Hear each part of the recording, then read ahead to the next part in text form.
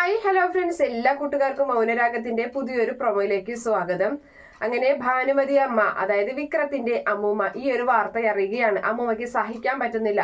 അമ്മൂമ്മ പറയുന്നുണ്ട്, എന്റെ കാർത്തിക മോളെ ഇല്ലാതാക്കാൻ ശ്രമിച്ച അവനെ ഞാൻ വെറുതെ വെച്ചേക്കില്ല. ഈ കൈ കൊണ്ട് ഒരുപാട് ഞാൻ സ്നേഹിച്ചിട്ടുള്ളതാണ്, തലോടിയിട്ടുള്ളതാണ്. ആ കൈ കൊണ്ട് തന്നെ ഞാൻ അവനെ ഇല്ലാതാക്കും, അവന്റെ നെഞ്ച് ഞാൻ ഇടിച്ച് വാട്ടും, അവന്റെ അച്ഛനെ ഞാൻ വെറുതെ വിടില്ല എന്നൊക്കെ ഭാനുമതി അമ്മ പറയുന്നുണ്ട് ദീപയോടൊക്കെ ആയിട്ട്.